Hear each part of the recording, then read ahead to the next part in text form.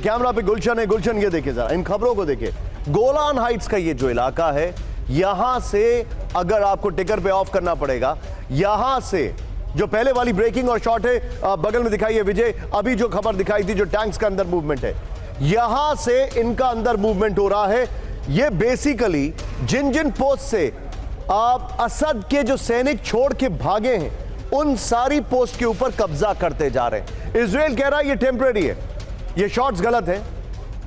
मैं बात कर रहा हूं जो आपसे थोड़ी देर पहले हमने बताया कि अंदर वो लोग घुसे, वो वाले शॉट्स और ब्रेकिंग दिखाई है यहां पर। ये बेसिकली तैयारी है किस तरीके से अंदर घुसने की, जो मैं आपको बता रहा हूं। ये वाली जो जितनी भी पोस्ट आपको दिखाई दे रही है, ये वो सारी पोस्ट है जहां से असद के सैनिक छोड़ के गए हैं और यहां पर इन्होंने कब्जा करना शुरू कर दिया। सीधे आइए इसके अपर गोप्रो पर, सीरिया में जो हमारे पास जानकारी आ रही है, मैं उसकी डिटेलिंग आपको देने जा रहा हूं। आइए जरा, अब जो फैक्टर्स हमारे सामने हैं, पहले देखिए, असद सरकार के अंत के बाद इजराइल का बड़ा हमला। यह देखिए जो जानकारी मेरे पास आ रही है, दमिश्क में इजरायली सेना की भयंकर बमबारी, बड़ी खबर। मैं चाहूंगा इससे पहले वाली जो इजराइल ने अटैक वाली ब्रेकिंग दिखाई है, वो ब्रेकिंग और शॉट बगल में चलाइए। मैं चाहूंगा संसद की खबर भी नीचे टिकर में चले। सीरिया में chemical weapon store, missile store पर अटैक हुआ है, बड़ी खबर। 51 साल में पहली बार सीरियाई बॉर्डर के अंदर घुसी इजरायली फोर्सेस। ये देखिए जरा, इजरायली फोर्सेस ने डीमिलिटराइज जोन को पार किया है। सीरिया के माउंट हरमोन इलाके में आईडीएफ का ग्राउंड ऑपरेशन, टैंक्स के साथ 4 इलाकों में इजरायली फोर्सेस का ऑपरेशन। इजरायली फोर्सेस सीरियाई के इलाके में 14 किलोमीटर तक अंदर घुसी है। मैं सीधे चलूंगा यहां पर। इस वक्त की बड़ी खबर आपके लिए, रिएक्शन लेने के लिए मेरे साथ मेरे खास मेहमान है, लेकिन एक फ्लोर ब्रेकिंग बड़ी खबर। ब्रेक करिए। सीरियाई बॉर्डर के नजदीक इजराइल की बड़ी तैनाती, ब्रेकिंग और शॉट। माउंट हरमोन में के पास इजराइल का बड़ा मूवमेंट, सीरियाई विद्रोहियों के बॉर्डर के नजदीक मूवमेंट की बात, ब्रेकिंग और शॉट। दिखाइए जरा ब्रेकिंग और शॉट।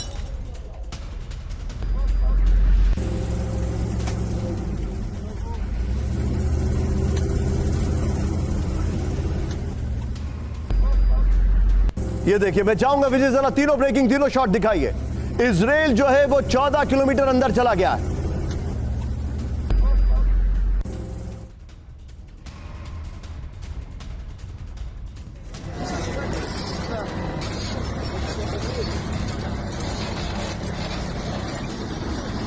और बड़ी खबर, सीधा ये ब्रेक करिए जरा। एक और बड़ी खबर, सीरियाई बॉर्डर के नजदीक इजराइल की बड़ी बड़ी तैनाती। ये देखिए जरा, नए सैन्य बेस बना रहा है इजराइल।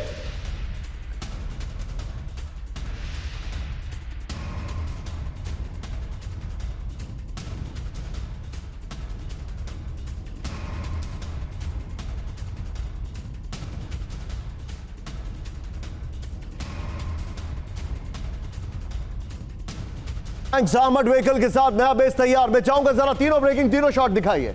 सीरियाई बॉर्डर के नजदीक न्यू बेस जो है वो तैयार किया जा रहा है। ये देखिए जरा,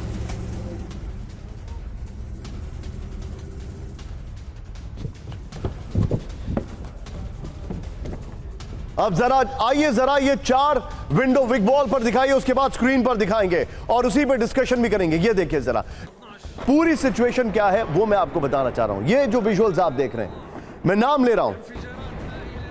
इजराइल ने कल रात में जिन इलाकों में टारगेट किया, वहां पर स्टॉक्स थे किसके? मस्टर्ड गैस के, वीएक्स गैस के। वहां पर जानकारी आ रही थी कि यहां पर Russian made air defence system थे, वहां पर स्कड मिसाइलों के भंडार थे, जहां पर सीरिया ने ये अटैक किया, ये इजराइल ने अटैक किया है। और अब सीधे चलिए सुधाकर सर के पास। सुधाकर सर, कोशिश इजराइल की यह है कि विद्रोहियों के हाथ में वो सारी चीजें ना आए जो असद इस्तेमाल कर रहे थे अपने ही स्टेट के खिलाफ। मेरा सवाल यह है आपसे, और इसके लिए मैं एक बार थोड़ा सा कैमरा पे गुलशन है इसलिए मैं लिबर्टी लूंगा, गुलशन थोड़ा सा पुल आउट करेगा। ये देखिए जरा, अगर ये विद्रोही टर्की के रास्ते दमिश्क तक आ सकते हैं, बगल में प्लीज दिखाते रहिएगा सर को भी, और वो 4 विंडो भी दिखाते रहिएगा। अगर ये विद्रोही टर्की के रास्ते दमिश्क तक आ सकते हैं सर, तो ये दमिश्क से इजराइल कभी भी पहुंच सकते हैं। ये इजराइल कभी भी पहुंच सकते हैं। मेरा सवाल बड़ा क्लीन है सर, क्या ये विद्रोही सीधे सीधे रीग्रुप होकर, और सिर्फ एक ही फैक्टर है जो इनको मदद करेगा रीग्रुप करने के लिए, और वो है एक कॉमन एनिमी। एक कॉमन एनिमी खत्म हो गया जिसका नाम है बशर अल असद, अगला कॉमन एनिमी इनका इजराइल होगा। Nishant, you hit the nail on its head.